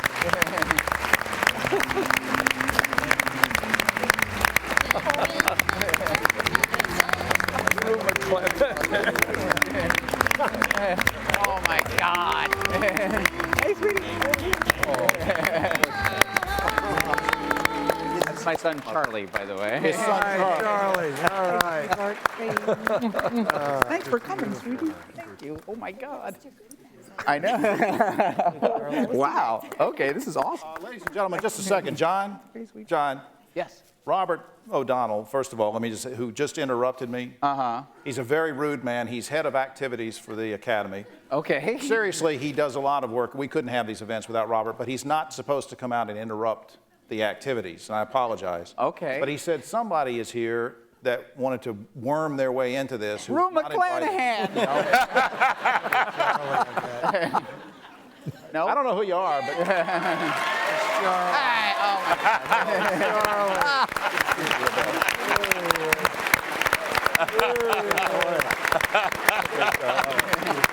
Charlie. Got it. Hey, Charlie. Good to see you, man. thanks, man. One thing I want to say, tonight was my son's first night in Cub Scouts. We don't dress him like this all the time. Just saying. But thanks, man. Thanks. These are my 2 favorite Charlies. Thank you. All right. Guys, circle around there. Early in her career, our next, this is for Bill Paxton. Billy, are you with us? I think so. Early in her career, our next guest won an Emmy for playing a sex-starved country singer on Mary Hartman. Mary Hartman. Her life has come full circle because she now plays the wife of a sex-starved Mormon leader. She's accompanied tonight by one of Hollywood's brightest new talents, whose primetime credits are already very impressive. They both have a connection to Bill. One plays his son, the other his scheming mother-in-law. From Big Love, welcome Douglas Smith and Mary Kay Place. Woo!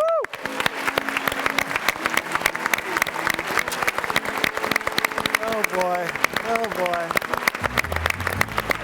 Mary Kay.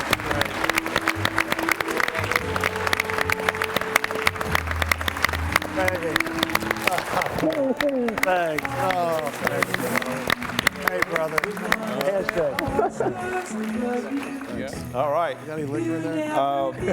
Our Patrick, Our next special guest has written dozens of books, including one titled Touch Me, about the effect of the Thigh Master on global warming.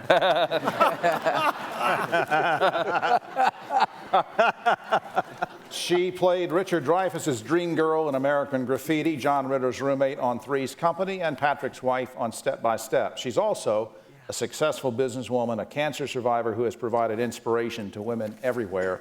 She'll be joined on stage by the young man who rode the range with his TV dad on Dallas, and by a young woman who was Patrick's daughter in Step by Step. Ladies and gentlemen, Christine Lakin, Josh Harris, and Suzanne Summers.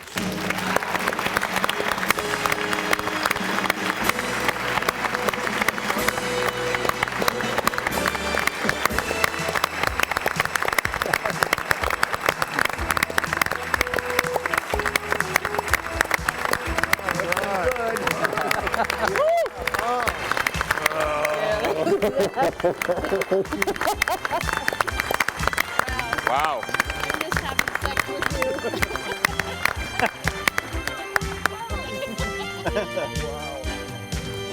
Wow. Yeah. Oh, thank you, buddy. She started at 12 years old with a pig. And look at this. See where Was it's this a gotten pair me? to draw to? And my first son, kind of. Sorry, boys. Gotta share it. Thank you, God. And I believe we also, not to any Dallas music, but we also want to I was going to keep them. just bring a couple of guys up here very quickly. Connor and Patrick, are you here? Two real life. Oh, the real sons. Oh. Yeah, real sons of Patrick Duffy. Come on up, guys. Come on up. Oh, God. Are they twins?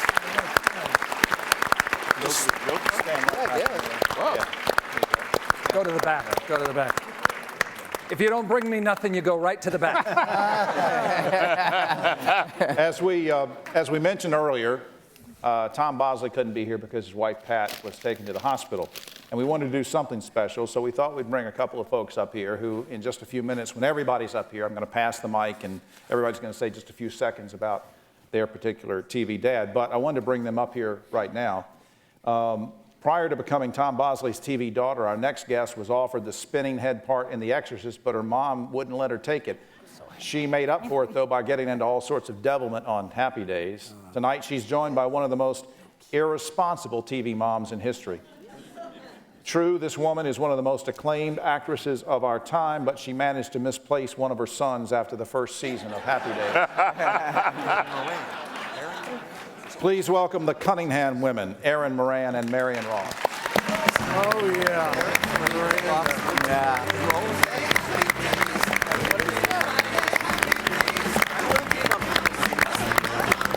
Hey, baby.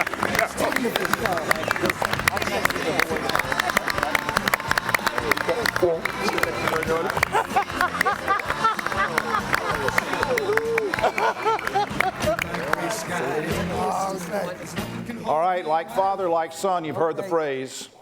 That describes the Van Patten men. And two of them are here with us tonight.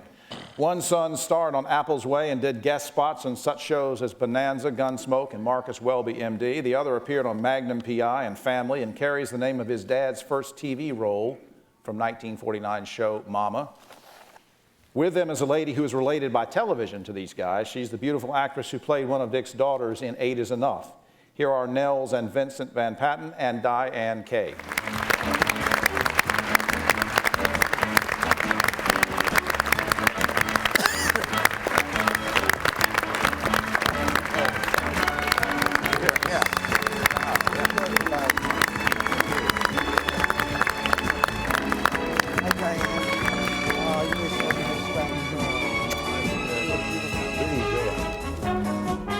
Pretty dress. That's a beautiful dress. Thank you. Very nice. This is your line. This is your Our, Boy dress. again, I'm not sure, everybody, we hope they show up, and sometimes they get delayed, so we hope these folks are here. Our next two presenters worked with Bryan Cranston before he broke bad, and that's important. This lovely lady burst onto prime time in The Paper Chase, now stars in Raising the Bar. Together with husband Bradley Whitford, they co-founded Clothes Off Our Back, which auctions off actors' costumes to benefit children's charities. It's a great, great cause. Speaking of children, She'll be accompanied tonight, and I hope she's here, by a man who grew up on television, now races cars when he's not acting.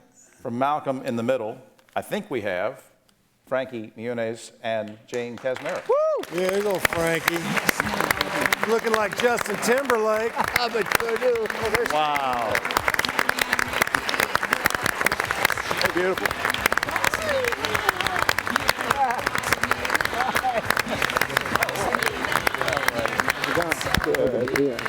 Great.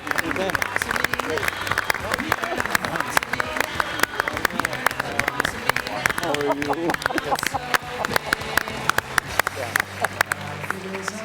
you?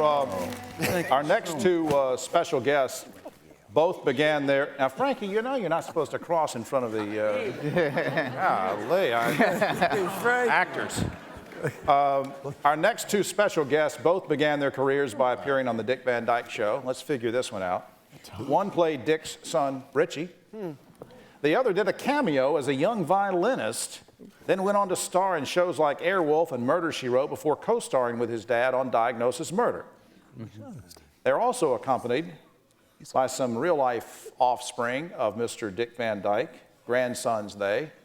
So we welcome grandson Shane Carey and also Barry Van Dyke and Larry Matthews.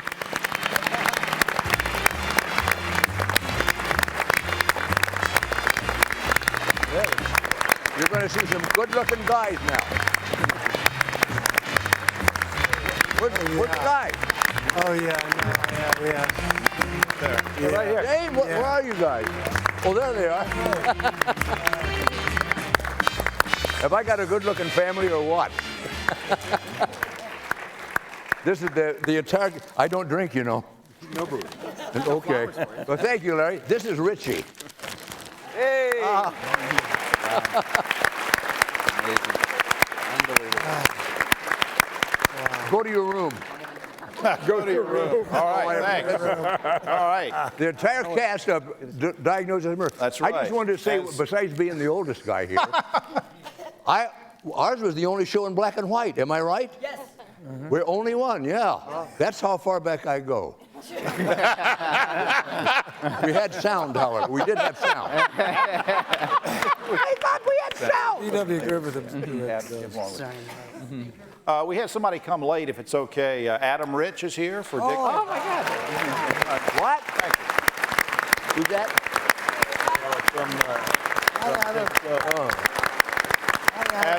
Thanks for coming to see us. Thanks a lot.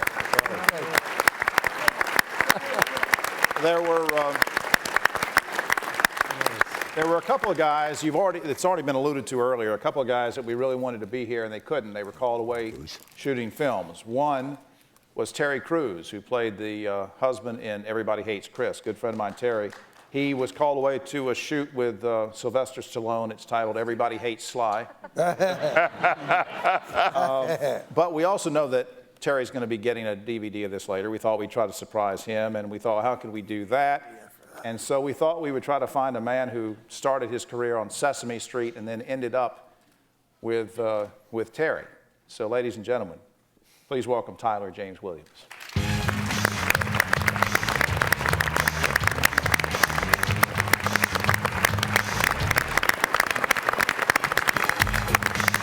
Everybody, stand right here with me. Right here. And as you know, another great dad we were going to have here tonight, he was called away on a shoot as well, Ralph Waite. Oh, yeah. Who, of course, played John Walton on The Waltons, the stalwart Depression-era dad. Wow. So in Ralph's absence, I thought it was only fitting that some of his TV offspring be here to honor his work. Reporting for duty, I believe, are Aaron, Jason, Ben, and Elizabeth. Welcome. Mary McDonough, John Walmsley, Eric Scott, and Cammie Cobb. Yeah.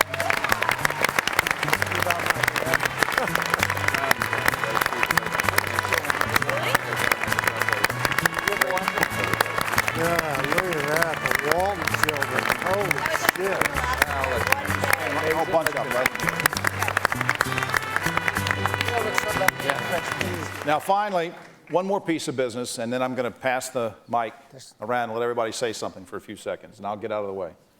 We take a moment to remember some of the great dads who are no longer with us. We've heard mention Hugh Beaumont, Michael Landon, the very funny Bernie Mac. Bernie Mac. One of my favorite lines that Bernie said of his young co-stars, Bernie said, "I'd like to give these kids a good home. In fact, there's one just a few miles away." And then there's the dad who set the standard for all other TV dads to follow. And so here to honor Robert Young are two men who have something in common. One is his grandson, and the other is an accomplished actor who showed no fear in the day the earth stood still. He played opposite stars like Burt Lancaster, Clint Eastwood, and Henry Fonda. And as Robert Young's on-screen son, he discovered why Father Knows Best. Here are grandson Bill Prophet and the actor Billy Gray. Yeah. Billy Gray. Oh my gosh. Billy Gray.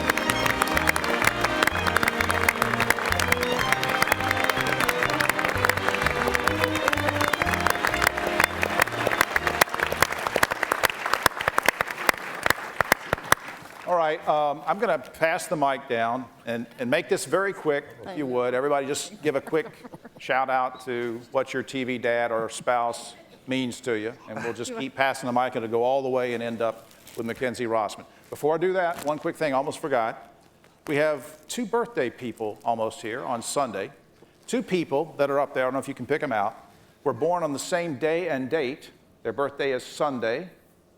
Born on the same day and date, and you know what else happened? They both ended up working together, so we should probably wish a happy birthday to Michael Gross and Meredith Baxter.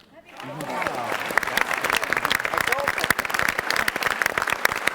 right. She's 60, I'm 50. Yeah. I want Billy Gray to start things off, but before we do that, Bill Prophet, the grandson of Robert Young, brought some things that are, I think, in some gift baskets there. Just tell us very quickly what you brought in your granddad's honor. We have another black and white series, Father Knows Best, so that we can go old school and just show everybody kind of where the tradition started. And I'm just glad everybody on the panel carried on the tradition that my grandfather started by playing a TV dad over the years in subsequent generations. So thank you to everybody, and I hope you enjoy it. And we have DVDs for you in there of the show. Billy Gray. When I got the call to say a few words about my TV dad, I figured this was a perfect opportunity to, I don't know, straighten something out. We've had a half century of journalists and political pundits and reporters referring to Father Knows Best, and usually getting it wrong. The radio show, it ran for years. The title was Father Knows Best ? And the TV sponsor, Kent Cigarettes, wanted Father Knows Best, period. So Robert Young told me he fought hard to keep the question mark, but it was a deal breaker for Kent. And, well... Don't you hate that when it happens? Well, I thank you for being here, Billy, and we all admire your work and the work you did in Father Knows Best and after that. And let's hear John Wampley here with a thought. Well, I just want to say, Robert Young, you had it right the first time. Your heart's in the right place. Thank you for your guidance. All right, John. Ralph Waite is just a great guy and obviously a wonderful actor. Always lots of fun to be with. Always a teller of really great jokes and a singer of really bad songs. We will never forget his, now remember this was the 70s, we'll never forget his version of I Shot the Sheriff. One quick thing before Cammie goes. John plays, I'm correct on this, Stephen Collins, on your CDs in your band, right? He's one of the finest guitar players on earth. Okay, great. Wow. Yeah. Cammie? I really wish that Ralph could have been here because there have been so many extraordinary stories told by some really, really fine storytellers, and Ralph would have been right in the mix. And I'm sad I didn't get to hear those tales because back then I was too young and they wouldn't let me listen to them.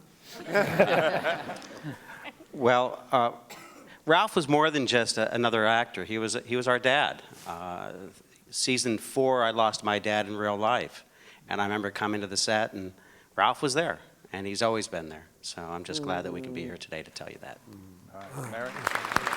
That is true, and I lost my dad as well. And I remember the wedding show, and I was in my own mother's wedding dress, ready to walk down the aisle in the show. And I looked at Ralph, knowing that my own dad would never be able to do that. And he looked at me, and I looked at him, and I said, you know, you're the only dad I have left. And we both started to cry. So he was there, and I talked to him today, and he wants me to say thank you, and to say thank you to all of you, and give everybody a big hug from him. And before we leave you, Mary has several stories. We got to hurry this up, I know, but this really kills me. I'm talking to her on the phone one day, and she has a Stephen Collins story that I couldn't believe. Stephen Collins was a guest star on The Waltons. Is it true or is it not true, Mary? Look at me, Mary. I was the guest star too, you know. Yeah, she but was. This, on everything. But is it true or not true that you did something to cause delays for some reason? Quickly. Okay, really quick. Well, he's totally handsome and fabulous, and Judy Norton, who played Mary Ellen, my sister, we were working with him, and we were getting to the end of our time frame because we were underage, and we wanted him to stay because we thought he was hot. So we started to blow our lines, and we looked at him and said, hey, would you like to stay another day? And he said, sure. But we got caught, and he didn't get to stay another day. And you also, didn't you do something to Bill Paxton very quickly? I murdered him. I put an axe in his back in a movie. Oh. Yeah. You killed, yeah. All right. Sorry, Bill. I am. You would have to bring that up. Terry's gonna see this, right? Yeah. Terry, you would have me drive all the way down here just to stand me up to go do a film. Thank you. But we worked together for 4 years. It was great. I mean, he was just there all the time. And I'm just really happy he's in an action movie where he can actually shows off why he works out so much. Yeah, all right. I'd just like to say congratulations to my grandfather. Grandpa, thank you for being an example in your career and on screen, and also as a grandfather and a father for all your sons and your children and your grandchildren. So thank you. You know, I think the best part of working with my dad is that I still get to come to things like this. I'd like to thank all these guys, these gentlemen, for sharing with us. I haven't laughed that hard in a long time. I think a couple of you guys missed your calling now. I mean, Bill Paxton and Bryan Cranston, if you see the characters they play on TV, you'd never guess that would come out of their mouth, ever. I'm fans of all you guys. I've had the pleasure to work with a bunch of you over the years. It's good to see you all again. Thank you again for sharing. It was a wonderful evening. Dad, you were best. And I'll see you for Father's Day. I love you. Hi, Grandpa. I've never actually been able to tell you this personally, but you are a huge inspiration to me and a big influence on me. And I know it seems like, because now my brother and I write horror movies, like we strayed off path somehow. But it's because of you, guys like you, and my dad that you're the only two people that have made this feel like a safe business to be a part of. So I want to thank you, and congratulations. Wow. Well, first of all, I can only say how lucky and blessed I was to be able to be part of such a wonderful show and work with such a wonderful man as Dick Van Dyke. And it was really impressive to hear people like John and Brian sit there and say that you were their inspiration, and that makes me feel so wonderful just because I was able to be around you as well. And you can obviously tell that I'm not really related to Dick because, unlike the rest of the family, they have hair, and I don't. So, but it was certainly a special thing. And Dick, congratulations, and you're a great father, and I'm glad you were my father figure as well. Yeah,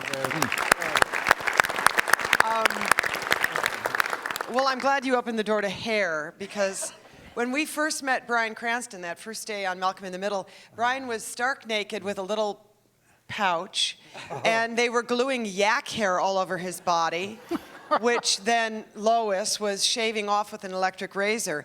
The problem was that although Bryan was completely covered in yak hair, saying hello to everyone on the set, we couldn't really shave it off. So we went out and found a couple teamsters, had them all take off their shirts to see who was the hairiest. and we shaved their back for the insert shot of Brian being shaved. It was a very high-class show. So although Mr. Van Dyke and his offspring have a lot of hair, Brian has a lot of hair too. But Brian has always been madly in love with Dick Van Dyke, and we used to tell Brian how much he reminded us of Dick Van Dyke. So to see the two of you sitting next to each other, I can't tell you, absolutely warms my heart. Bryan Cranston, though, is now a combination of Dick Van Dyke and Daniel Craig, I like to think, in his underwear. As a TV husband, he was kissing him as a TV husband. Was the combination of kissing Valentino or Brad Pitt. Wow. What Bill Clinton is to charisma, Bryan Cranston is to human beings and the human race. Wow. We were so blessed for 7 years to have Brian be our dad to the kids, to be a husband to me on that show. Anyone who has worked with this man, spent time with this man, stood in line at Starbucks with this man, all you want to do is be his friend. And we have been so blessed to call you our dear friend. So happy Father's Day.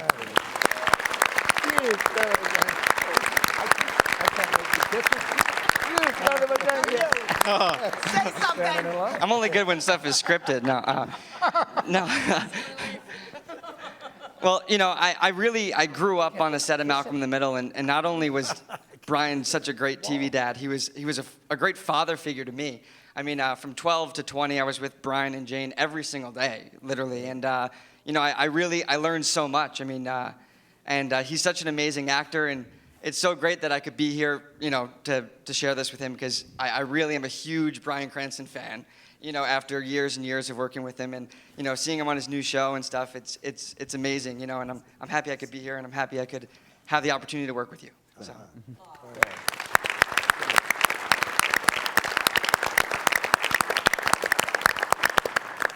Hi, it's my father, Dick Van Patten, and Dad, you mean a lot to me. I mean, you know that. And but more importantly, I want to say about everybody again.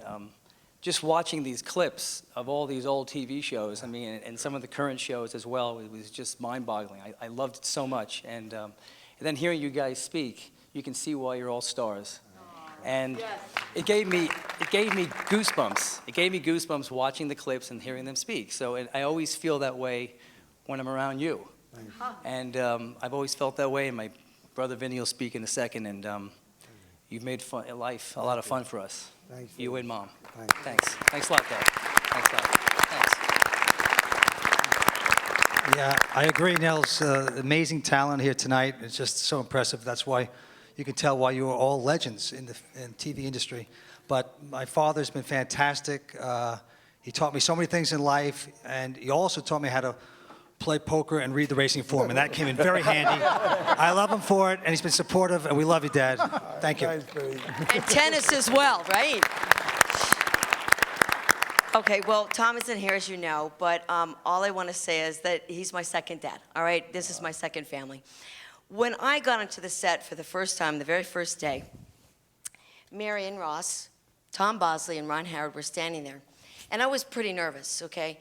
And I walked up, and Tom saw it, and you know what he said? He yelled out, he went, "Now that's my daughter. She's got brown hair just like me. That's my daughter."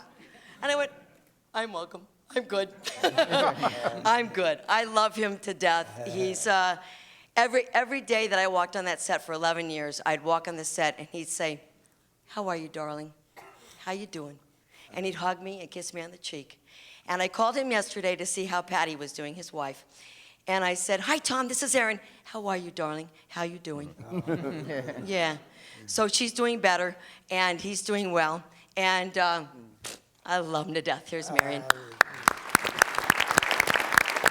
First of all, Jim Longworth, I want to tell you, was the Mother's Show as good as this? This is a fantastic show. My gosh. And this is all on tape. This Yes. goes in the archives. Oh, my God. It's just, well, you see it, you're going to die. It's the best. Well, I'm sorry that Tom's not here because he had some wonderful stories. He could keep up with you guys. He really could. And he's also he's making a movie right now with Jennifer Lopez or something like that. I thought, well, he got so confused with his wife in the hospital, starring in a movie, all these things, that he went to the local Poopa Doopa Leopard Lounge moose thing instead of that he was supposed to go to. So anyway, Aaron and I are so proud of him. He was the head of our family. Strong, tough little guy. Yes. And he had the ability to, if a joke was just not making it, he could come up with the button, just like that. He was just absolutely fabulous. Dick was on our show. Oh, yeah. Many people up here were on our show. Yes, so on his behalf, Aaron and I thank you very much for this wonderful night.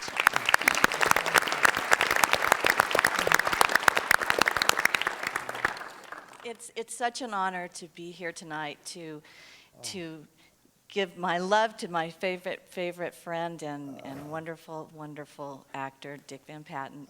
He set the standard of professionalism on our show, and I really believe he was the glue that kept all of our cast together. And some of the glue needed to be set on that cast. But anyway, one of the things that Dick used to say was, remember, these are the good old days. And I so remember that. And today is an example of a good old day. And I hope, Dick, that you continue to have many, many more good old days ahead. You deserve them as you deserve this award. And happy Father's Day. And I love you so much. Thanks, yes.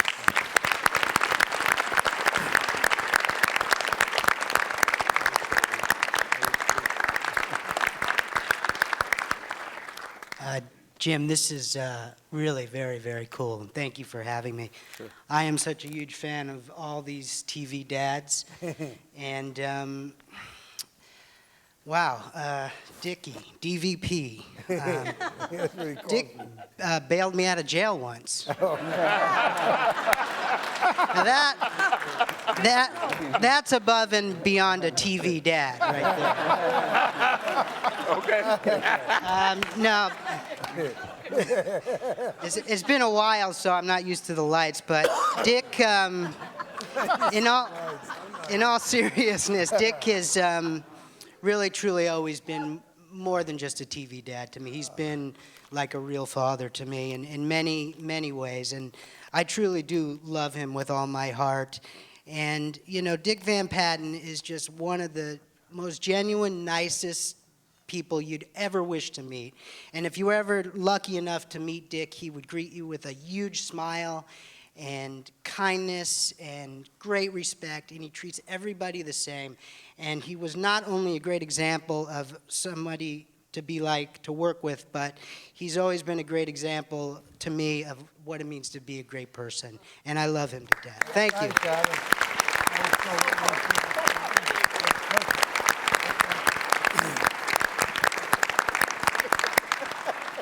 So Step by Step was about blending families, except from the perspective of Patrick and I, it was about the two of us trying to get laid every week, and it never worked out. And I used to think, because we had these writers who would write these scenes where we would dress up in little costumes for sexual reasons, and I would say, people don't do that. But I was watching Sexcetera the other night, and maybe they do. Going to work every day with Patrick Duffy was just a joy. We never had a crossword. We got along so great. I just loved him. We would have all these scenes every day. He directed so many of them. And it would be interesting kissing Patrick Duffy in a scene when he's directing, because our mouths would be on one another, but he'd be going, move to the right, move to the right. Okay, put your head back here. I was talking to a friend of mine who ran the Canadian network for a long time. This was after I left Step by Step, and I was complaining about somebody that I was working with. And he said, you know, Every once in a while, you get to work with Patrick Duffy. The rest of it is called work. It was never work with you. It was great.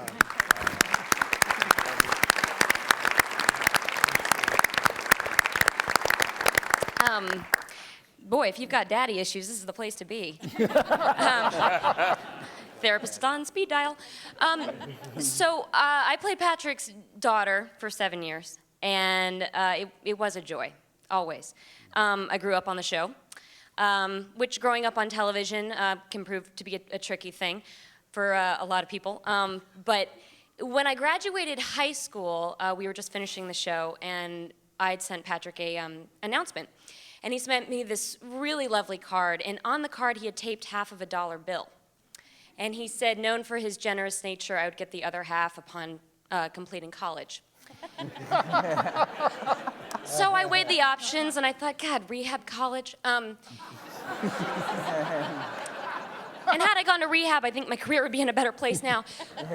But I went to college, and and I thought I'd give it a shot. And I graduated from UCLA, and I sent him the announcement. And sure enough, I got a thank you in the mail and a congratulatory note with the other half of the dollar bill.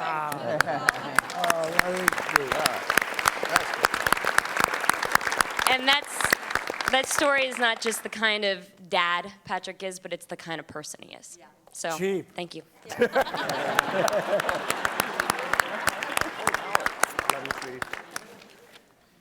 Well, I played Christopher Ewing on Dallas with Patrick quite a while ago. Wow.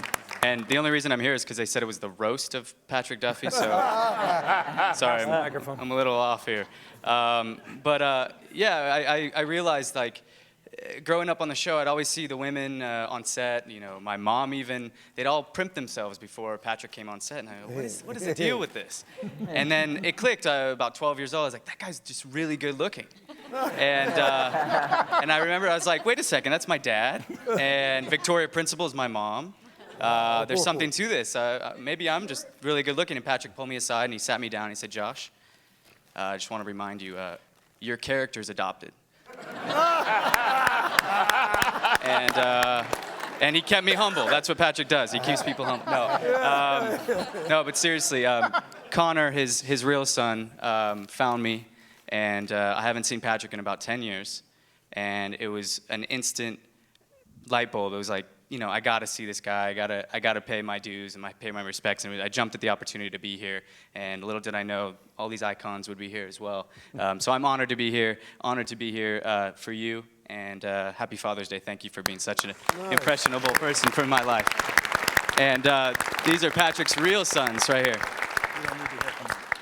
Some of my earliest moments, we didn't go to the set a whole lot, but on Dallas, but some of my earliest moments are when my dad, when I'd be 5 or 6, and he'd dress me up as a little lawyer and put a little mustache on me, and then he would send me out in a shot, not telling anyone. I'd open the door and I would come out, and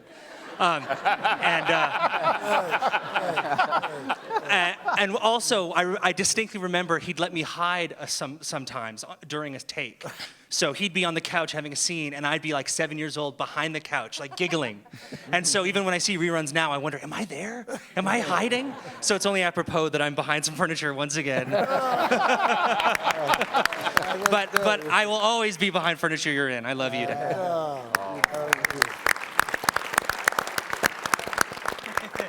Hi, I'm Connor. I'm Patrick's other son. Not the other one. I'm known as the other one. Number 2. I'll just make it very quick. Not only did my dad not shoot and kill Santa when we were 3, but my brother Pedrick tells the story that when my dad finally broke the news to him that Santa wasn't real, he had to drive around the block a few times. He was so upset. Dad, I love you, and happy Father's Day. I'm glad to be here. Hi, I'm Doug, and I play Bill's eldest son on Big Love. And I remember sitting in the lobby of HBO after getting the part to play your son, and I was terrified that I was going to be recast once they found out I was taller than you. And I tried.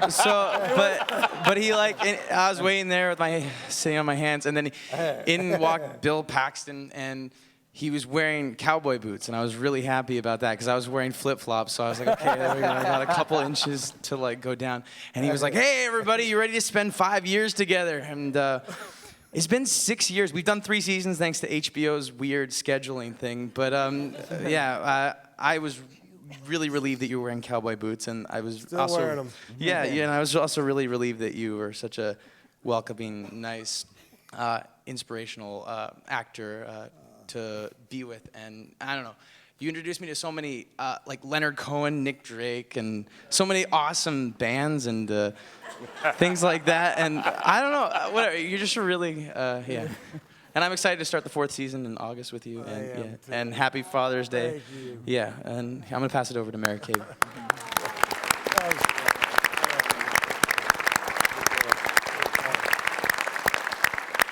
I play Bill's evil and hideous mother-in-law. So I don't really have a Come on. fatherly don't you? thing. But I must say I wanted to reveal tonight what a major Martian Bill is, but I think he's done that already, all by himself. And I also wanted to say what a brilliant actor I think that he is. And he is so generous. He works as hard when it's your close-up as he does when it's his close-up. And he's also the kind of man, and I now learn where he got this from his own dear old dad. When my father visited the set, he had a very intense day of deep, dramatic, heart-wrenching scenes, one after another. And he would come to Video Village between each take, sit down with my father, and start in with a big old story, and ask my father a million questions, and spent the entire afternoon in this unbelievably intense day of dramatic work with my dad, hanging out. It was one of my dad's favorite times ever. And of course, they're both Texans, so there was a lot about that. But it is a pleasure to work with you, and congratulations. Mary Kay, thank you.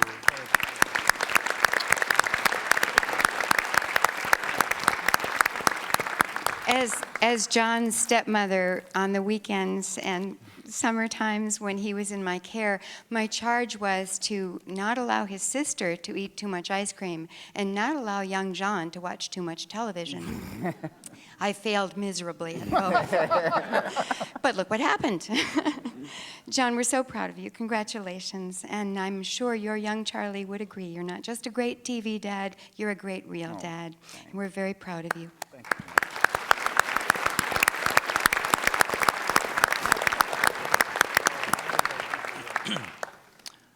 Okay, I'm thoroughly confused. For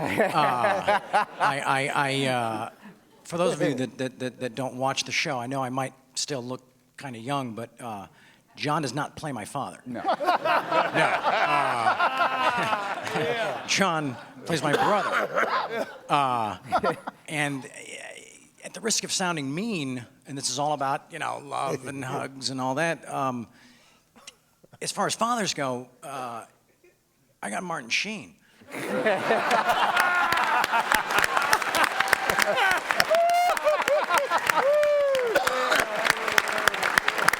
Sorry, John. Yeah, no, I get it.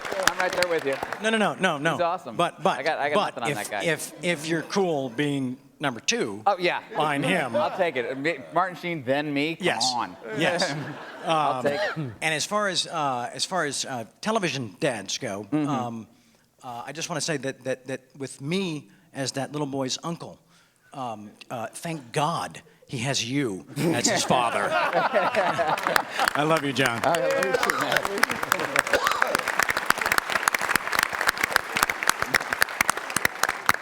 Excuse me. Okay, now that I'm over the diarrhea.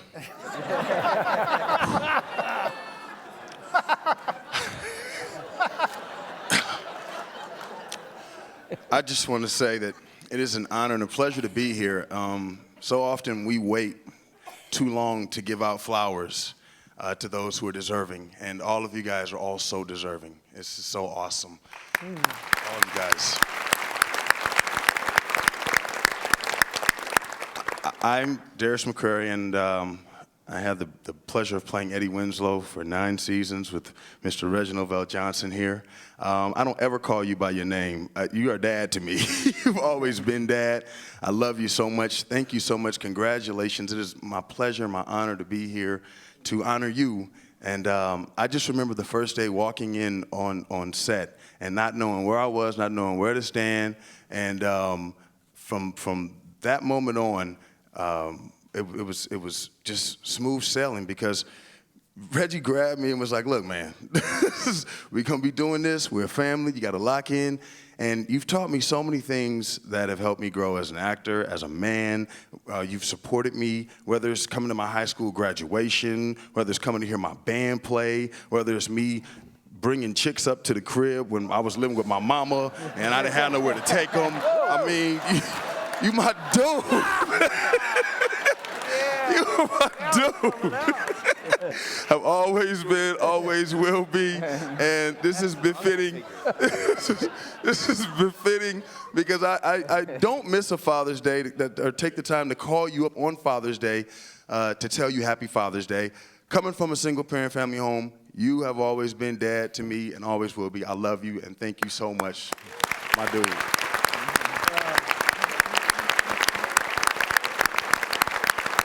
Thank you, everybody. That's a wrap. Sit down. Thank you for coming. I think we can pull. I smell the fear. I just want to, first of all, just say I am so excited to have been here tonight, to have been watching this show. It is so much better than the TV Mom show. I can't begin to tell you. That's not true. You guys aren't funny. That's not true. Well, let's just say it wasn't a great success, and thank you. You have every reason to be afraid now. Anyway, I've just enjoyed this thoroughly. You guys have been so funny. Just about Michael. First of all, you notice our kids aren't here. You know, not one kid. Okay, the flu. Yeah. He believed her. Yes, I know. Easy. I just want to say that Michael was my best friend for 7 years, and I came into that show. He had me laughing all the time, all the time. He's a consummate actor, and he came from the stage, and I think that kind of went to his head. And I came from television, so there's but he was so committed to everything he did. He approached it very seriously. He knew all his lines on the first day, and anyone who does a 4-camera show, you don't learn your lines on the first day. You learn it on the 4th day, because then you know what you're going into. But he was very much the professional and learned it every night when he'd get a brand new script. A terrible waste of time. Stupid. A terrible waste of time. What was I thinking? But one of the things I always loved about him is he loved to make me laugh, which took no effort whatsoever. I would usually get the giggles about 4 o'clock all the time. And one of the things that he would seem to love to do was we'd be standing off stage waiting to make an entrance, supposedly into the kitchen or something, when we heard the appropriate line. And of course, I'd be talking, and he would say, "Go, go, go, there's a cue." So I'd run into the kitchen. And everyone would stop. Say, "What are you doing there?" He'd sent me in early, because he did that all the time, and I fell for it every time. But I want to say he's been my favorite of all the husbands I've had. All of them. Although a good runner-up was Steve as Dan Broderick. But then you killed me. Yeah, but you were a very good dad, but you just had to go, you know? What can I say? Anyway, there's a little bit of Betty in all of us, you know. Anyway, very glad to be here tonight. Happy Father's Day. I love you to pieces. This is beautiful. This is like a group eulogy. I really love it. Is somebody dying? I just want to say that I'm really happy to be able to be here for you, and since, I was the only one of your children who came to present you your presents, I deserve the title of the most special. At least they're pseudo-children, of course, only. I just want to say I started, when I started working on the show with Stephen, I thought people were inside the television. That was like my best guess, really, and I'm not kidding or trying to be funny. I'm serious. And I didn't know anything about what I was doing, and I don't think anyone could have set a better example about what it means to be professional and to just rock. And I'm really happy to be a part of your life. And 32 people came up on this stage, I think, if I'm adding correctly, to congratulate the 9 of you. And I don't think that there's a single person standing behind you who isn't beaming with pride at being a part of your lives. Thank you. Beautiful. Beautiful.